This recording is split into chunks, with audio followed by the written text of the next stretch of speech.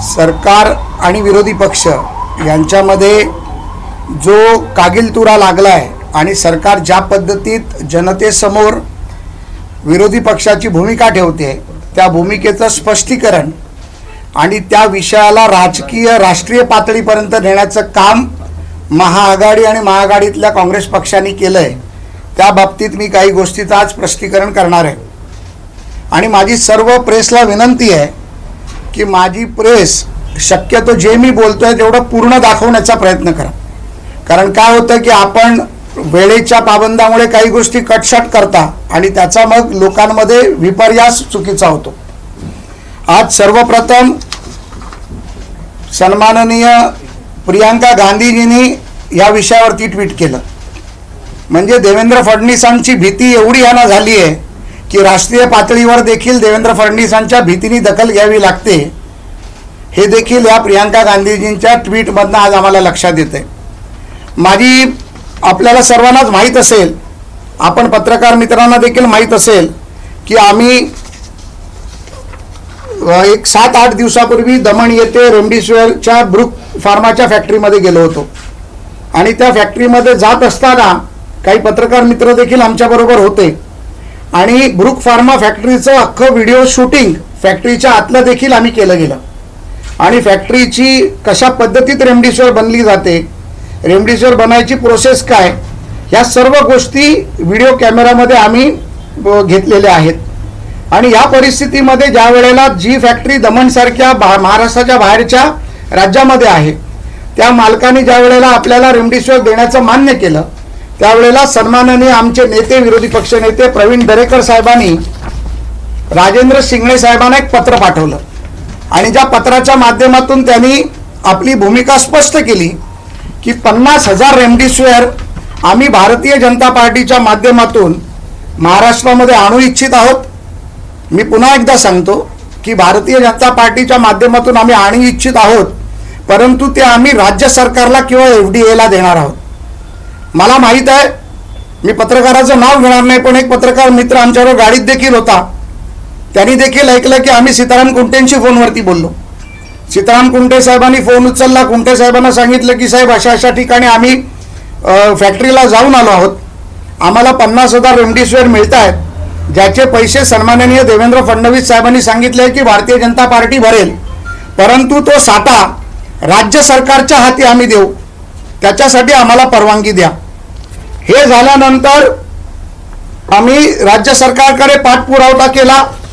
4 दिवसानंतर राज्य सरकारने काही रेमडेसिवीर बनवणाऱ्या 11 फॅक्टरीना म्हणजे बनवणाऱ्या मॅन्युफॅक्चरर्सना परवानगी दिली आणि त्यामध्ये ब्रुक फार्माचं नाव देखील 10व्या नंबरवरती आहे। त्यामुळे राज्य सरकार जे गंभीर आरोप करत आहे की ब्रुक फार्मा ही कंपनी भारतीय जनता पार्टीच्या लोकांची आहे, किंबहुना भारतीय जनता पार्टीच्या लोकांनी स्टॉक दाबून ठेवलाय, तर ते चुकीचं आहे। 11 लोकांच्या यादीमध्ये महाराष्ट्र सरकारने दिलेल्या परमिशन्समध्ये याचं देखील नाव आहे।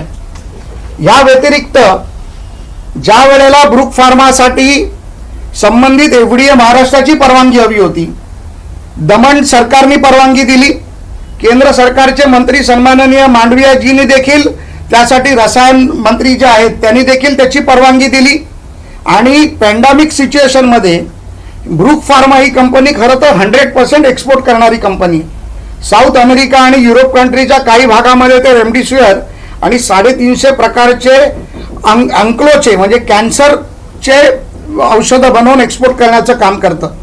आणि त्या परिस्थितीमध्ये महाराष्ट्र राज्याचे विरोधी पक्षनेते देवेंद्र फडणवीसजी आणि प्रवीण दरेकरजींच्या विनंतीवरनं त्यांनी दिवसाला 15,000 रेमडेसिवीर बनवून महाराष्ट्राला पुरवठा करण्याची विनंती केली। आणि अशा परिस्थितीमध्ये राज्य सरकारला जर रेमडेसिवीर मिळत असेल तर मला असं वाटतं की याच्यामध्ये कोणाचं श्रेय आहे किंवा कोणाचं नाही आहे, याच्यापेक्षा देखील राज्य सरकारने जर हे मान्य केलं असतं तर कदाचित आज जनतेचा विचार केला असता तर मला वाटतं की महाराष्ट्रामध्ये किमान हजारो लोकांचे जीव आज ज्या रेमडेसिवीर नसल्यामुळे जात आहेत ते जीव कदाचित वाचले असते आणि महाराष्ट्रातल्या जनतेला खरोखरच एक चांगल्या प्रकारचा औषधाचा पुरवठा देखील झाला असता। परंतु कधी कधी आपण लहान असताना म्हणतो की कट्टी आणि बट्टीचा डाव खेळायचो, माझा मुख्यमंत्र्यांवरती स्पष्ट आरोप आहे की ते कट्टी आणि बट्टीचा डाव खेळत आहेत. हा कट्टीचा डाव देवेंद्र फडणवीसांबरोबर आहे. ज्या वेळेला विरोधी पक्षनेते मीडियामध्ये येतात, मीडिया समोर येऊन ज्या वेळेला एखादी भूमिका मांडतात, तेव्हा राज्य सरकारचा प्रमुख म्हणून, तुमचा आमचा सगळ्यांचा मायबाप म्हणून आणि महाराष्ट्राचा प्रमुख म्हणून त्यांची एक भूमिका असते, जी त्यांनी भूमिका करायला पाहिजे होती की विरोधी पक्षनेते देवेंद्रजी, तुमच्याकडे जर अशा प्रकारची व्यवस्था असेल तर मी आणि माझं सरकार तुमच्याशी चर्चा करायला तयार आहे. परंतु हा कट्टीचा डाव आहे, जो लहान पोरांचा खेळ आहे.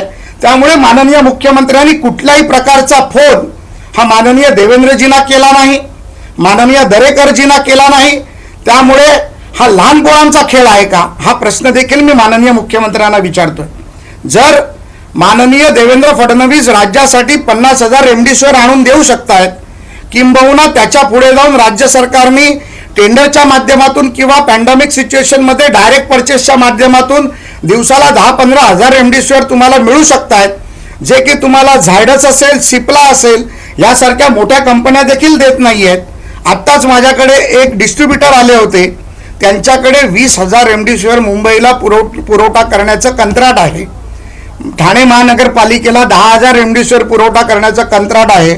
परंतु झायडस सारखी कंपनी देखील त्यांना दिवसाला 200 वाईल 500 वाईलच्या वरती एकही वाईल देत नाहीये. म्हणजे मग ह्याचा साठा लपवला जातोय का?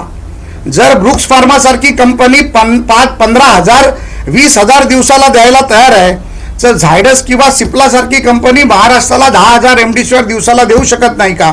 आणि जी 11ची यादी आहे, या प्रत्येकाने 5-5 हजार जरी रेमडेसिवीर दिले तरी मला वाटतं 50,000 रेमडेसिवीर महाराष्ट्राला येतील.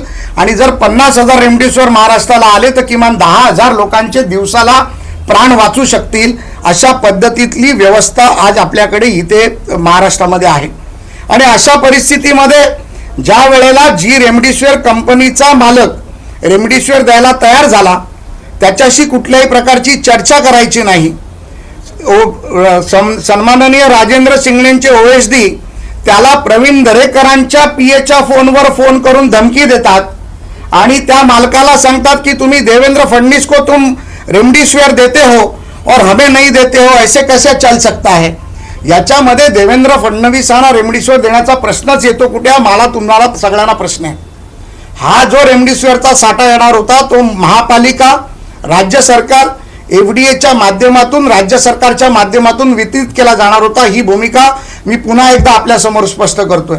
त्यामुळे ज्या पद्धतीमध्ये सन्माननीय जयंत पाटील साहेब असतील, किंबहुना नाना पटोले असतील, किंबहुना महसूल मंत्री बाळासाहेब थोरात असतील, किंबहुना शिवसेनेच्या काही नेत्यांनी असतील किंवा नवाब मलिकांनी असेल, या लोकांनी जे आरोप केले कि रेमडेसिवीर भारतीय जनता पार्टी ला कैसे सकती है, तो भारतीय जनता पार्टी वो लाने की व्यवस्था कर रही है, भारतीय जनता पार्टी उसका व्यवसाय नहीं कर रही है. ये बात मैं बहुत स्पष्टता से करना चाहता हूँ.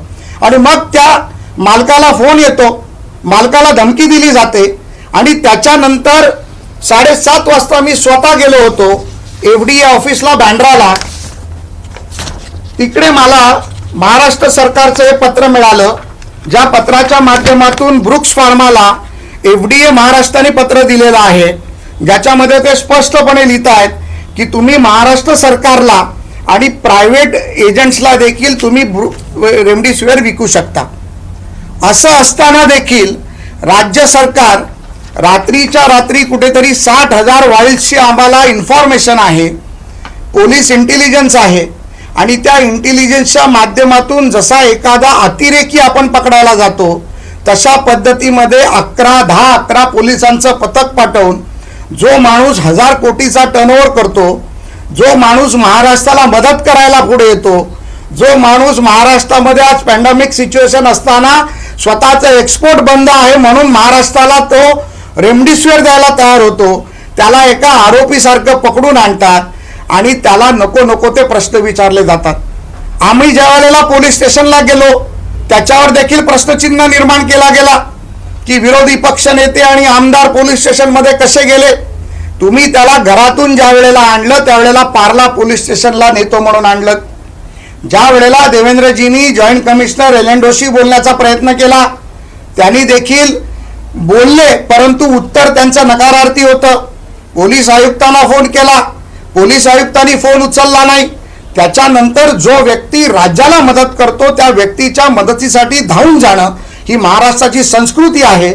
म्हणून विरोधी पक्षनेते आणि माजी मुख्यमंत्री विरोधी पक्षनेते प्रवीण दरेकर आणि देवेंद्र फडणवीस, मी स्वतः, पराग अडवाणीजी आणि डॉक्टर राहुल आहेर आम्ही स्वतः पोलीस स्टेशनमध्ये गेले असता आमच्या निदर्शनास आणलं की देवेंद्र फडणवीस येत आहेत म्हणून त्या व्यक्तीला पार्ला पोलीस स्टेशन म्हणून अजून कुठेतरी हलवलं गेलं होतं.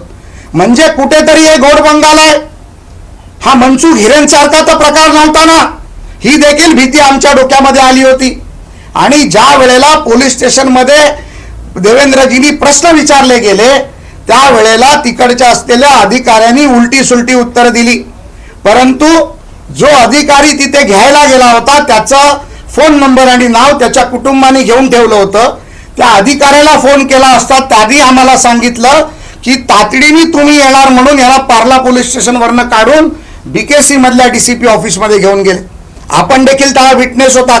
म्हणून देवेंद्रजी BKC मधल्या ऑफिसमध्ये गेले आणि तिथे ज्या वेळेला कायद्याच्या चौकटीत प्रश्न विचारले गेले त्यावेळेला तिकडच्या अधिकाऱ्यांकडे कुठल्याही प्रश्नाचं उत्तर नव्हतं. आमच्याकडे इंटेलिजन्स इन्फॉर्मेशन आहेत. 60,000 वाईल्स कुठेतरी एअरपोर्टवरती पडले आहेत.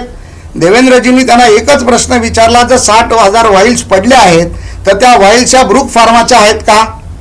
ब्रूक फार्माच्या असतील तर ते त्यांनी काळा बाजार केला आहे का? तर त्याचं कुठलंही उत्तर नव्हतं. आणि आज 48 तास होत आले कुठल्याही प्रकारच्या 60,000 वाईल्स या पोलिसांना मिळाल्या नाहीत. म्हणजे याचा अर्थ त्या ब्रूक फार्माच्या मालकाला आणून कुठेतरी दबाव आणायचा. भारतीय जनता पार्टीच्या माध्यमातून महाराष्ट्रातल्या जनतेला मदत होते ती मदत कुठेतरी बंद करायची आणि कट्टीबट्टीचा डाव पुन्हा एकदा खेळायचा हा प्रकार होता. मला माननीय गृहमंत्र्यांबद्दल प्रचंड आदर आहे. त्यांच्या नेतृत्वाखाली मी काम केलंय. त्यांच्या ॲडमिनिस्ट्रेशन प्रशासनाचा देखील मी हमेशा तारीफ करतो. परंतु वळसे पाटील साहेबांकडून मला अशा प्रकारच्या उत्तराची अपेक्षा नव्हती. पोलीस कारवाईमध्ये दखल केली. आम्ही देवेंद्र फडणवीस आणि इतर लोकांवरती गुन्हा दाखल करू. आम्ही तुमच्या गुन्ह्याला घाबरत नाही तर करा दाखल गुन्हा. जनतेच्या सेवेसाठी, जनतेच्या प्रश्नासाठी आणि जनतेच्या मदतीसाठी आमच्यावरती अशा प्रकारचे 10 गुन्हे दाखल केलेत तरी आम्ही गुन्हे अंगावर घ्यायला तयार आहोत.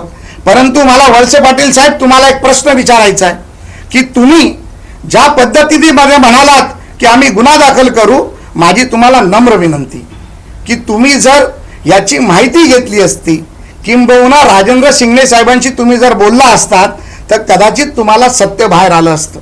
आणि तुमच्यासारख्या ज्येष्ठ नेत्यांनी तरी देवेंद्रजींबरोबर बोलून ह्या विषयाचं खरं काय, हा विषयाची सत्यता काय, एक गृहमंत्री म्हणून आणि एक ज्येष्ठ नेते म्हणून पडताळणी करायला पाहिजे होती. ही माझी तुम्हाला विनंती आहे. परंतु असं कुठलाही प्रकार न करता नवाब मलिक असतील, जितेंद्र आव्हाड असतील, बाळासाहेब थोरात असतील, किंबहुना मला तर आश्चर्य वाटतंय की प्रियांका गांधींसारख्या राष्ट्रीय सरचिटणीस, राष्ट्रीय नेत्या ह्या माध्यमातून ट्विट करतात आणि भारतीय जनता पार्टीला घाबरतात की काय, अशी परिस्थिती आज लोकांसमोर, लोकांच्या नजरेत यायला लागली आहे. त्यामुळे या मीडियाच्या माध्यमातून आज मी एक सत्य परिस्थिती आपल्यासमोर पुन्हा एकदा ठेवू इच्छितो. माननीय दरेकरांनी वेळोवेळी सत्य परिस्थिती ठेवायचा प्रयत्न केला.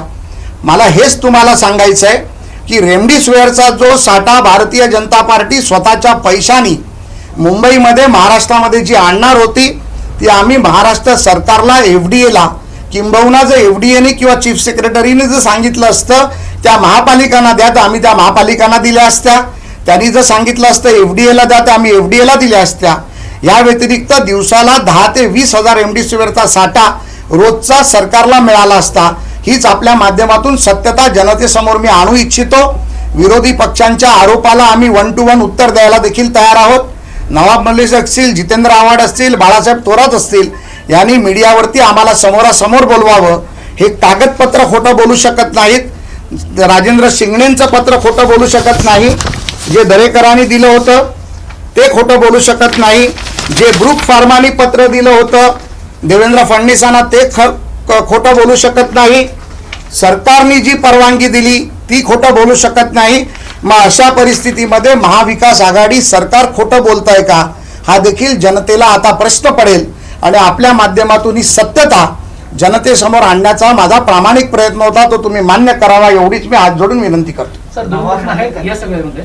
असं की तुम्ही आता म्हणालात की वळसे पाटलांनी राजेंद्र शिंदेना विचारायला हवं होतं, आणि त्याच्याआधी तुम्ही सांगितलं की त्यांच्याच ओएसडींनी फोन केला आणि धमकवलं होतं. राजेंद्र शिंदेना ह्या गोष्टीची माहिती नाही आहे का? आणि दुसरा प्रश्न असा आहे की हे सगळं झाल्यानंतर सुद्धा रेमडेसिवीरची इंजेक्शन महाराष्ट्रात आली पाहिजे, यासाठी तुमचा पक्ष प्रयत्नशील असेल का? राजेंद्र शिंगणे साहेबांना प्रवीण दरेकर साहेब ज्या दिवशी भेटले त्याची तारीख देखील मी तुम्हाला सांगतो, 15/4/2021. मला वाटतं मीडिया त्या दिवशी त्यांच्याबरोबर बऱ्यापैकी होती आणि राजेंद्र शिंगणेला देखील हा प्रश्न विचारला गेला होता आणि राजेंद्र शिंगणे साहेबांनी ते मान्य देखील केलं होतं की नाही, भारतीय जनता पार्टीचे विरोधी पक्षनेते आम्हाला भेटले आहेत आणि ते आम्हाला देत आहेत, आणि त्यांनी तातडीने या कंपनीला परवानगी द्यावी असे आदेश देखील दिले. त्याच्यानंतर त्यांच्या ओएसडीनी फोन करून दम का दिला हे राजेंद्र शिंगणे साहेबांना माहिती आहे की नाही माहिती आहे आम्हाला माहीत नाही. हे राजेंद्र शिंगणे साहेबांना तुम्ही विचारावं, ही माझी तुम्हाला विनंती आहे. दुसरी गोष्ट अशी जी आपण विचारलीत, आज सरकारमध्ये एक वाक्यता नाही हा देखील विषय या माध्यमातून समोर येतो. माननीय मुख्यमंत्री तर फोनवर येतच नाहीत, ते कोणाच्या संपर्कातच नाहीत असं स्वतः राजेश टोपे देखील वेळोवेळी बोलले आहेत. परंतु राजेंद्र शिंगणे साहेबांशी त्यांनी मुख्यमंत्री बोलले आहेत का? किंबहुना वळसे पाटील आणि राजेंद्र शिंगणे साहेबांची चर्चा झाली आहे का? किंबहुना उपमुख्यमंत्र्यांशी यांची चर्चा झाली आहे का? हा विषय देखील जनतेच्या मनामध्ये खूप मोठा प्रश्नचिन्ह बनून निर्माण झालाय. त्यामुळे या राज्यामध्ये आघाडी सरकारची एक वाक्यता नाही हे देखील लोकांच्या समोर येते. नवाब मलिक यांनी गंभीर आरोप केला आहे की प्रयत्न करत राहणार इंजेक्शन आणण्यासाठी. मी तुमचं उत्तर देतो ना, 100% आम्ही प्रयत्न करत राहणार आहोत. अजून देखील कंपनीच्या लोकांशी आमची चर्चा चालू आहे. कंपनी आजही द्यायला तयार आहे. राज्य सरकारने पॅन्डेमिक सिच्युएशनमध्ये सर्व नियम बाजूला काढून आमची विनंती आहे की आम्हाला आमच्याकडून नका घेऊ, पण ते डायरेक्ट तरी तुम्ही देवेंद्रजींशी बोलून ब्रुक फार्माशी कॉन्ट्रॅक्ट करून त्यांच्याकडनं घ्यावी आमची विनंती आहे. सरकार पुढे आली तर निश्चितपणे दरेकर साहेबांच्या आणि फडणवीस साहेबांच्या नेतृत्वाखाली आम्ही राज्य सरकारला मदत करू, ही मी आपल्या माध्यमातून सांगू इच्छितो. पण ह्या कट्टीबट्टीच्या खेळामध्ये ज्या ज्या रुग्णांचा जीव गेला यासाठी जबाबदार कुणाला ठरवायचं? याच्यासाठी महाआघाडी सरकारी जबाबदार आहे. संपूर्णपणे मुख्यमंत्री म्हणून, प्रमुख म्हणून त्यांची जिम्मेदारी आहे. कारण कट्टीबट्टीचा खेळ ते खेळतायत, आम्ही नाही खेळत आहोत. आम्ही जनतेसमोर येत आहोत, आम्ही मीडिया समोर येत आहोत, आम्ही सांगत आहोत, आम्ही पत्र दाखवत आहोत. त्याने एक तरी पत्र दाखवावं की त्यांनी ब्रुक्स फार्माबरोबर चर्चा केली, त्यांनी एक तरी पत्र दाखवावं की माननीय देवेंद्र फडणवीसांशी चर्चा केली, त्यांनी एक तरी पत्र दाखवावं की सन्माननीय प्रवीण दरेकर साहेबांना पत्राचं उत्तर दिलं. त्याच्यामुळे हा कट्टीबट्टीचा खेळ महाआघाडी सरकार करतंय आणि महाआघाडी सरकार ह्या झालेल्या निष्पाप मृत्यूचं बळींचं हे ते जिम्मेदार आहेत. नवाब मलिक म्हणतात की करस्पॉन्डन्स सुरू होतं ग्रुप फार्माच्या कंपनीच्या मालकांचं महाराष्ट्र सरकारसोबत, मग देवेंद्र फडणवीस, प्रसाद लाड आणि प्रवीण दरेकर हे वकिली करायसाठी त्या ठिकाणी का गेले? मला असं वाटतं की नवाब मलिकांचं डोकं बिथरलंय. पहिली गोष्ट तर दरेकर साहेबांनी त्यांना आव्हान केलं होतं 4 दिवसापूर्वी की जर तुमच्याकडे अशा प्रकारचा पत्रव्यवहार असेल तर तो जनतेसमोर आणा, नाही तर राजीनामा द्या.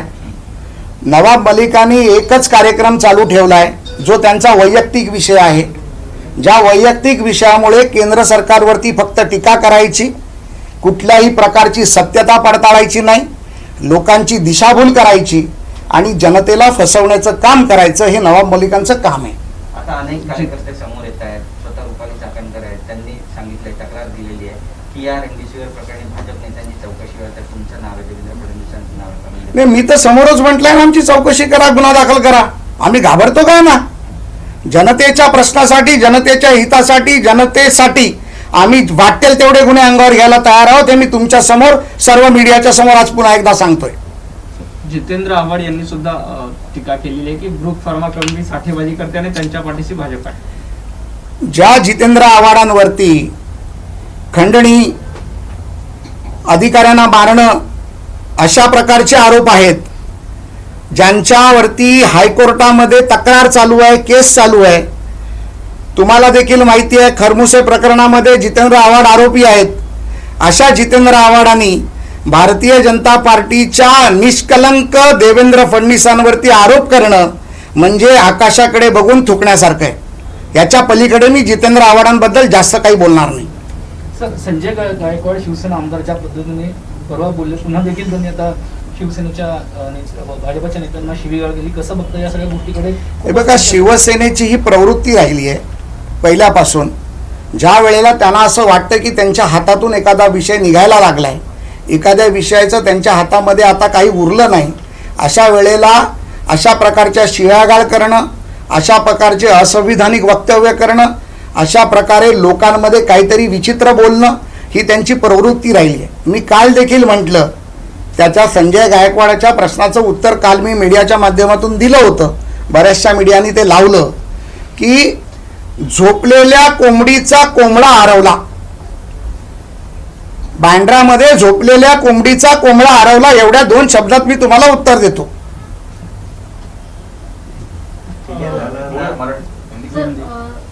पोलिसांनी असं म्हटलेलं आहे की ब्रुक फार्माच्या कंपनीचा जी रात्री पुन्हा पकडून घडलं, गरज पडली तर त्यांना पुन्हा एकदा चौकशीसाठी बोलवलं जातं. नाही, आमचं असं कुठलंच म्हणणं नाही की तुम्ही कोणाला चौकशीला बोलवा किंवा बोलवू नका. आमचं एवढंच म्हणणं आहे, जे तुम्ही सांगितलं, आमची इंटेलिजन्स इन्फॉर्मेशन होती, आम्हाला एफडीएची इन्फॉर्मेशन होती, 60,000 वाईल्स एअरपोर्टवरती आहेत, सरकार तुमचं आहे, पोलीस तुमचे आहेत, एफडीए तुमची आहे. 60,000 वाईल्स मिळाले की नाही मिळाले याचं उत्तर पोलिसांनी द्यावं किंवा गृहमंत्र्यांनी द्यावं, त्यांचा पालक म्हणून, आणि त्याच्यानंतर वाटेल ती चौकशी करावी. असाच चौकशीच्या नावाखाली मनसुख हिरेनला घेऊन गेलात आणि त्याचा आम्हाला मृत्यू झालेला कळव्याच्या खाडीत आढळला. मग पुन्हा एकदा नवीन वाजे कोण तयार होतो का, हा देखील पाहावा लागेल. अशा प्रकारे उद्योजकांना, उद्योग जे मदत करायला तयार होत आहेत त्यांना तुम्ही तुमच्या अहंकारापोटी पोलीस स्टेशनला बसवून खोट्या तक्रारी करून जर करणार असाल तर मनसुख हिरेन होणार नाही याची खात्री कोण देणार, हे देखील सरकारने स्पष्ट करायला हवं. संजय राऊत आरोप प्रत्यारोप बीजेपीवर करतायत, याच्याविषयी तुमचं काय मत? संजय राऊतांना याच्या पलीकडे काय कामच माननीय उद्धव ठाकरेंनी ठेवलेलं नाही आहे. त्यामुळे रोज सकाळी मीडियासमोर येणं, काहीतरी बकाल वक्तव्य करणं, स्वतः काहीतरी मोठं असल्यासारखं भासवणं, हा त्यांचा उद्योग आहे. आणि ते नेते आहेत, सन्माननीय आहेत, त्यामुळे त्यांना तो अधिकार दिला आहे, तो त्यांना करत राहू दे. त्यांना आमच्या शुभेच्छा आहेत. राऊतांनी असं म्हटलं की विशेष अधिवेशन घ्यावं केंद्र सरकारने. 2 दिवसाचं पार्लमेंट. त्याच्या आधी मला असं वाटतं की ते राज्य सरकारचे सल्लागार आहेत, या महाविकास आघाडीचे कर्तेकर्वी ते आहेत. हाच सल्ला त्यांनी जर माननीय मुख्यमंत्र्यांना आणि महाआघाडीला दिला तर मला वाटतं बरं होईल. सर, आता तुमच्यावर टीका केली जाते रेमडेसिवीरच्या निमित्तानं, पण यापूर्वी राष्ट्रवादीच्या देखील काही नेत्यांनी इंजेक्शन सार्वजनिकरित्या वाटल्याचं पाहायला मिळालं होतं, त्याबद्दल काय म्हणतो? बघा, मी तुम्हाला पुन्हा एकदा सांगतो, रेमडेसिवीरचा जो साठा होता तो महापालिका जिल्हाधिकाऱ्यांच्या माध्यमातून वेगवेगळ्या ठिकाणी दिला गेला. त्या ठिकाणी ज्या ठिकाणी राष्ट्रवादी, शिवसेना किंवा काँग्रेसची सत्ता आहे अशाच ठिकाणी तो साठा मिळाला. आणि आम्ही देखील आणि तुम्ही देखील पत्रकारांनी तो पाहिला की त्यांच्या नेत्यांना, सत्तेतल्या नेत्यांना तो मिळत होता. माझा हा देखील आरोप आहे की ब्रुक फार्मा जर रेमडेसिवीर 1100-1150 रुपयाला, 1100 रुपयाला द्यायला तयार आहे आणि तुम्ही जर 1650 रुपयांनी घेताय तर ह्याच्यामध्ये हा देखील गोडबंगाल नाही ना, याची देखील चौकशी करायला पाहिजे. 550 रुपये एक रेमडेसिवीर, 5 लाख रेमडेसिवीर म्हणजे किती कोटीचा भ्रष्टाचार झाला, हा देखील जनतेने विचार करायला हवा. म्हणून तर तुम्ही ब्रुक फार्माचा रेमडेसिवीर घेत नाहीत ना, हा देखील प्रश्न जनतेसमोर आहे. ज्यावेळी प्रवीण दरेकरांचं बोलणं झालं होतं ग्रुप फार्माच्या मालकाशी, त्यावेळी किंमत काय ठरली होती आणि महाराष्ट्र सरकारनं मग काय ठरवली आणि ह्या किमतीचं राजकारणामागे काही अर्थकारण घडलंय? बघा, प्रवीण दरेकर साहेब आणि मी स्वतः होतो, मला वाटतं मीडिया देखील समोरच होती आणि जे काही व्यवहार झाला तो मीडियाच्या समोर कॅमेरामध्ये कैद झाला, व्हिडिओमध्ये कैद झालेला व्यवहार आहे. त्यामुळे त्यांची किंमत 867 का 887 रुपये त्यांना घरात पडते ही त्यांनी सांगितली. त्याच्यावरती त्यांना GST लागतो 12% ही त्यांनी सांगितलं. आणि त्यांची किंमत काहीतरी 965 का 970 रुपयाच्या आसपास ती घरात पडते. दरेकर साहेबांनी त्यांना विनंती केली की तुम्ही 50,000 पहिले जे वाईल्स आहेत ते आम्हाला 950 रुपयांनी द्या, आणि ते त्यांनी मान्य देखील केलं. 950 रुपयांनी द्यायचं मान्य देखील केलं. आम्ही सरकारला ब्रुक फार्माच्या मालकाबरोबर मिटिंग करून दिली. सरकार म्हणजे शिंगणे साहेब, ते शेवटी मंत्री आहेत, ते सरकार आहेत. आणि त्यांना म्हटलं होतं की तुम्ही आणि ते दोघे मिळून किंमत ठरवा. सरकारला आणि जनतेला काय फायदा होईल तो भारतीय जनता पार्टीचा विचार आहे. त्यामुळे कुठल्याही प्रकारे आम्हाला त्याच्यामध्ये पडायचं नव्हतं. सरकारने ते निगोशिएशन करायला पाहिजे होतं, पण आजच्या परिस्थितीमध्ये महापालिकेने 1650 घेतलेत, हाफकिन इन्स्टिट्यूटनी कितीने घेतले मला माहीत नाही, परंतु हे रेमडेसिवीर निश्चितपणे 1100 रुपयाच्या आत पडले असते याची मला खात्री आहे. Sir Hindi same aggression.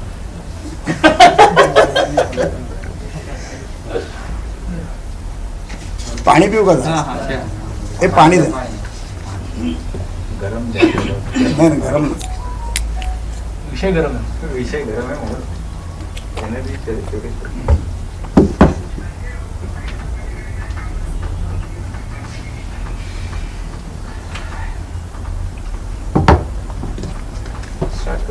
Start करूया. सर इंजेक्शन को लेकर जो राजनीति हो रही है, बीजेपी पर आरोप लग रहे हैं, खासकर आपके ऊपर आरोप लग रहे हैं और देवेंद्र फडणवीस पर आरोप लग रहे हैं, क्या कहना चाहेंगे? मैं आपके माध्यम से एक चीज बताना चाहूंगा. आज जो मैं बात कर रहा हूँ, मेरी मीडिया से बहुत विनती है कि जो मेरी बात है वो जनता के सामने पूरी पहुंचाने की कोशिश कीजिए. शायद वक्त का तकादा होता है, लेकिन जनता के सामने सच जाना या सच बताना आपका काम है. मैं रेमडेसिवीर के बारे में बताना चाहूंगा कि ये विषय अब राज्य स्तरीय न रहते हुए ये राष्ट्रीय स्तर पे चला गया है और कांग्रेस की नेता सम्माननीय प्रियंका गांधी जी ने आज ट्वीट किया है. मुझे ऐसे लगता है कि देवेंद्र फडणवीस जी का इतना डर इनके मन में छाया हुआ है कि देवेंद्र फडणवीस महाराष्ट्र में दिखते हैं तो उन्हें डर लगता है. महाराष्ट्र में कांग्रेस के नेता उनका सामना नहीं कर सकते, इसलिए शायद राष्ट्रीय स्तर के नेता को आज ट्वीट करना पड़ता है. ये हमारे लिए, भारतीय जनता पार्टी के लिए बहुत प्रशंसनीय ऐसी बात है, लेकिन जनता के लिए बहुत दुख की बात है. जिस चीज को प्रियंका गांधी जी जनता के सामने ट्वीट के माध्यम से ला रही है, उसकी सच्चाई शायद प्रियंका जी को मालूम नहीं होगी.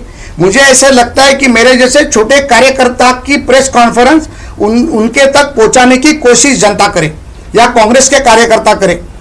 माननीय प्रियंका जी, आज के रेमडेसिवीर के विषय में जो आपने ट्वीट किया है, उस माध्यम में मैं आपसे बात करना चाहता हूं कि 7 दिन पहले हमने ब्रुक्स फार्मा के दमन के फैक्ट्री को विजिट की थी.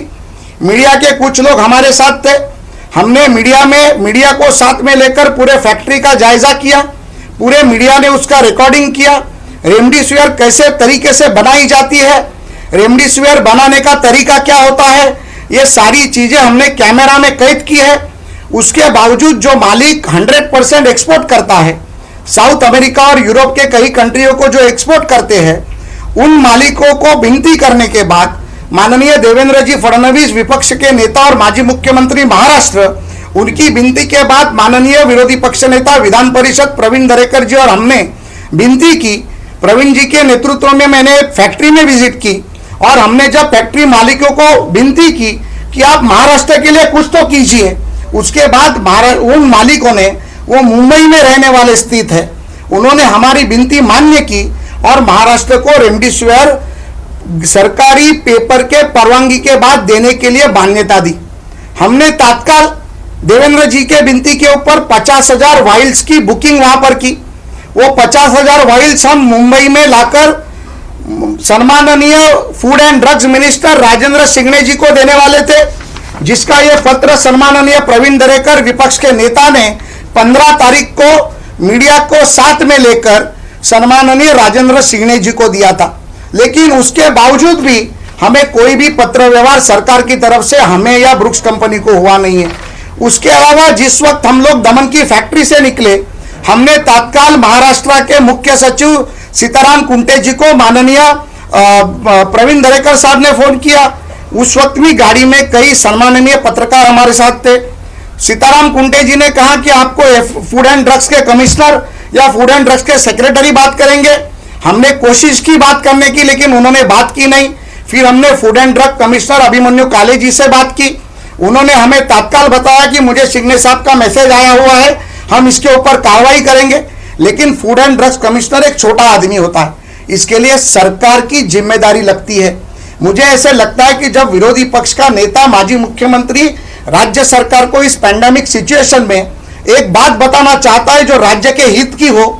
आज राज्य में कई लोग मर रहे हैं, इसका कारण है ऑक्सीजन और रेमडेसिवीर इंजेक्शन. मुझे ऐसे लगता है, मैंने कई बार टीवी पे टोहा फोड़ते हुए मेरी बहनों को देखा है. वो रो रही थी कि बता रही थी कि हमारे पास रेमडेसिविर इंजेक्शन नहीं है और इंजेक्शन सिर्फ राजनीतिक पार्टी के लोगों को मिल रहा है, या उनका दुख इन्हें देखा नहीं जाता। यही बात मुझे पूछनी है। मुझे ऐसे लगता है कि माननीय मुख्यमंत्री ने कट्टी बट्टी का जो खेल हम लोग बचपन में खेलते थे, अब मुझे मूड नहीं है, मैंने कट्टी ले ली, अब मुझे अच्छा मूड है, मैंने बट्टी ले ली। ये खेल जो मुख्यमंत्री कर रहे हैं वो खेल वो बंद करना चाहिए। अगर मुख्यमंत्री राज्य के प्रमुख के नाते सम्माननीय देवेंद्र जी को फोन करते और उन्हें बताते कि देवेंद्र जी आपके पास अगर रेमडेसिविर की व्यवस्था है तो हमें भेज दीजिए, हमारे साथ बात कीजिए, हम आपके साथ हैं, तो मैं आपको दावे के साथ कहता हूं भारतीय जनता पार्टी और देवेंद्र फडणवीस के नेतृत्व में महाराष्ट्र की भारतीय जनता पार्टी माननीय मुख्यमंत्री के पीछे पूरे खंभीरता से खड़ी रहती।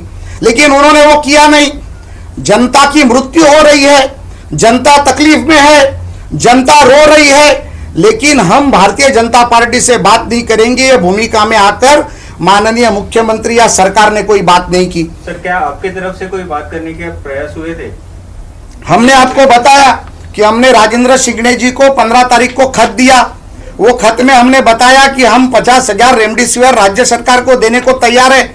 उसके बावजूद भी हमें पत्र मिला नहीं। फिर उसके बाद 1 दिन बाद 2 दिन बाद वो पत्र निकालते हैं जिसमें 11 कंपनी को रेमडेसिविर महाराष्ट्र में लाने की परवानगी देते हैं, लेकिन ये पत्र से कोई रेमडेसिविर देता नहीं है। इसके बाद एक specific single permission pandemic situation की content to the pandemic situation आप हमें सप्लाई कीजिए, विदाउट टेंडर कीजिए या आपके जो भी सिस्टम होगी उसमें से कीजिए, ऐसा पत्र कंपनी को जाना चाहिए। वो पत्र उन्होंने दिया नहीं। जब हमने 50,000 खरीदे किए, हम वो पक्ष पार्टी के लेवल पर बांटने वाले नहीं थे, हम वो सरकार को देने वाले थे। उसके बावजूद भी उसको लाने की परवानगी हमें दी नहीं गई। उसके बाद वो जो परवानगी हमें मिली है, वो परवानगी हमें मिली है परसों के दिन, जिसकी तारीख है 17 तारीख। मुझे ऐसे लगता है ये पत्र देने के बाद भी मालिक के ऊपर प्रेशर किया गया। मालिक को राजेंद्र शिंगणे जी के ओएसडी का फोन जाता है, वो धमकी देता है, वो बोलता है आप देवेंद्र फडणवीस को देते हो, हमें क्यों नहीं देते हो। वो तो आज भी बता रहे हैं कि हम राज्य सरकार को देने को तैयार है, लेकिन राज्य सरकार कोई पत्र व्यवहार करने को तैयार नहीं है। इसके बावजूद भी उस मालिक को फोन जाता है, रात को उसके घर में पुलिस जाती है, 11 पुलिस उसको आरोपी की तरह लेके आती है। घर में बताया जाता है पार्ला पुलिस स्टेशन जा रहे हैं। माननीय माजी मुख्यमंत्री देवेंद्र जी पुलिस के ज्वाइंट कमिश्नर एलएनडो से बात करते हैं, उन्हें विनती करते हैं क्या हुआ है, वो बताते हैं मुझे मालूम नहीं। देवेंद्र जी माननीय आयुक्त को बात करने की कोशिश करते हैं, आयुक्त फोन पे आते नहीं है। ऐसे सिचुएशन में अगर माननीय उप माजी मुख्यमंत्री और विरोधी पक्ष नेता दरेकर जी कुछ आमदारों के साथ अगर पुलिस स्टेशन पहुंचते हैं तो उसमें गलत क्या है। लेकिन वहां भी ताज्जुब वाली बात थी। हम वहां पहुंचे, वहां पे जिस व्यक्ति को लाया गया था वो पुलिस स्टेशन में ही नहीं था। हम लोग आ रहे करके वहां से उसको कहीं हिलाया गया था। क्या ये मनसुख हिरेन जैसी कोई कहानी तो नहीं है। ये हमारे मन में एक डर सा आ गया। फिर हमने डीसीपी से बात की तो मालूम पड़ा उन्हें बीकेसी पुलिस स्टेशन बुलाया गया है। अरे एक व्यापारी को आप इस तरह की अगर व्यवहार करोगे तो निश्चित रूप से कोई भी व्यापारी महाराष्ट्र के साथ व्यवसाय करने से डरेगा। और माननीय गृह मंत्री बोलते हैं कि वो हमारे ऊपर गुना दाखिल करेंगे। मैं माननीय गृह मंत्री वत्स पाटिल जी की बहुत आदर करता हूं, उनके साथ मैंने काम किया है, उनकी प्रशासकीय काम करने के तरीके का भी मैं आदर करता हूं। लेकिन अगर वो हमें धमकी देते हैं कि हमारे ऊपर गुना दाखिल करेंगे तो इस महाराष्ट्र की जनता के लिए, इस महाराष्ट्र की जनता की स्वास्थ्य के लिए, इस महाराष्ट्र के जनता के लिए भारतीय जनता पार्टी के ऊपर एक नहीं, माननीय गृह मंत्री जी आप 5-5 केस कीजिए, हम केस लेने के लिए तैयार है। ये डराने वाली बात हमारे साथ मत कीजिए, हम कोई डरने वाले नहीं है। मैं आपके माध्यम से जनता को यही बताना चाहता हूं कि हमारी भावना बहुत साफ है। हम जनता की सेवा के लिए रेमडेसिविर ला रहे हैं। जो मेरी जनता, मेरी बहन, मेरा भाई मर रहा है उसके लिए हम रेमडेसिविर ला रहे हैं, ना ताकि हम आपके साथ राजनीति करने के लिए रेमडेसिविर ला रहे हैं। नवाब मलिक हो या जितेंद्र आव्हाड हो, उनको तो मैं बात करना चाहता हूं कि ये कोई राजनीतिक संघर्ष का टाइम नहीं है। मैं सम्माननीय पटोले साहब से बात करना चाहता हूं, ये राजनीतिक संघर्ष का वक्त नहीं है। अगर भारतीय जनता पार्टी और देवेंद्र फडणवीस के नेतृत्व में जनता की सेवा करने का मौका मिल रहा है और अगर हम आपके साथ साथ देने के लिए तैयार है तो आप साथ लेने के लिए तैयार है, जनता के सामने आकर बात कीजिए। झूठी बात कर कर भारतीय जनता पार्टी को डराने की और घबराने की कोशिश मत कीजिए। भारतीय जनता पार्टी कभी भी डरेगी नहीं, जनता के साथ, कायम जनता के साथ रहेगी। सर, इस बीच जो मौतें हुई हैं, जो मरीजों की मौत हुई है, उसके लिए किसे जिम्मेदार मानते हैं? ये सारी मौतें जो हुई है वो ऑक्सीजन नहीं होने के कारण, रेमडेसिविर नहीं होने के कारण मौतें हुई है। मैं तो ऐसे मानता हूं कि महाराष्ट्र का प्रमुख होने के नाते, तुम्हारा मेरा सबका प्रमुख होने के नाते माननीय मुख्यमंत्री जी की ये जिम्मेदारी है। माननीय मुख्यमंत्री जी सरकार के साथ बात करने चाहिए, वो जनता के बीच आने चाहिए और ये सारे मृत्यु की जिम्मेदारी है सरकार के ऊपर और सरकार का प्रमुख होने के नाते मुख्यमंत्री के ऊपर जाती है। सरकार एक तरफ कह रही है कि हम जो है लेटर निकाल रहे, कंपनियों से दरख्वास्त कर रहे हैं रेमडेसिविर दे, लेकिन आपने लेटर देखा उसमें कहा गया है कि ब्रूक फार्मा से कोई भी सरकार ने इत्तला नहीं किया था। इसका मतलब यह है कि सरकार जो है सिर्फ बयानबाजी कर रही है, लेकिन अगर देखा जाए पेपर पर किसी कंपनी को कांटेक्ट नहीं कर रही है रेमडेसिविर देने के लिए। मैं आज ही, मेरे पास एक फार्मास्यूटिकल डिस्ट्रीब्यूटर आया हुआ था, उनके पास जायडस की एजेंसी है। मुंबई महानगर पालिका ने उन्हें 20,000 वाइल्स देने के लिए कॉन्ट्रैक्ट किया हुआ है, लेकिन अभी तक जायडस के माध्यम से 10,000 वाइल्स भी उन तक पहुंचे नहीं है।